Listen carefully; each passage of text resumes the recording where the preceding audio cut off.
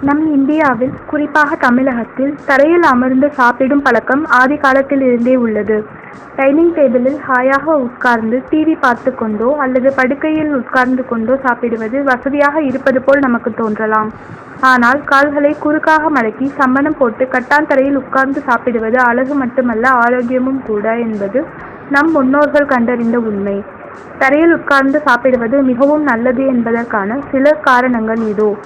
செரிமான சக்தி அதிகரிக்க நம் கால்களை குறுக்காக மடக்கி சம்மணம் போட்டு தரையில் உட்காரும் போது இயல்பாகவே ஒரு ஆசன நிலைக்கு வந்து விடுகிறோம். இதற்கு சுகாசனா அல்லது பாதி பத்மாசனா என்று பெயர். இதுபோல அமைதியாக சாப்பிட உட்காரும் போதே செரிமானத்திற்கு தயாராகுமாறு மூளைக்கு தகவல் சென்று விடுகிறது. சாப்பாட்டு தட்டு தரையில் இருப்பதால் நாம் இயல்பாகவே குனிந்து நிமிர்ந்து சாப்பிடுகிறோம். இதனால் வயிற்றுத் தசைகள் சுருங்கி விரிந்து அமிலம் சுரந்து நாம் சாப்பிடும் உணவை செரிக்க வைக்கிறது. தரையில் அமர்ந்து எழுந்திருப்பதால் நம் உடலின் வலிமை அதிகரித்து ஆயுளும் கூடுவதாக கண்டுபிடிக்கப்பட்டுள்ளது. தரையில் உட்கார்ந்து சாப்பிடும் போது நாம் நல்ல உணவை தேர்ந்தெடுத்து சாப்பிடுவதால் இது மனதை தளர்த்தி நரம்புகளை சாந்தப்படுத்த உதவுகிறது. மேலும் இதனை ஆயுர்வேத மருத்துவமும் வலியுறுத்துகிறது. டைனிங் டேபிளில் அமரும் போது புவியீர்ப்பு விசை காரணமாக கால்களுக்கெல்லாம் இரத்தம் பாய்கிறது.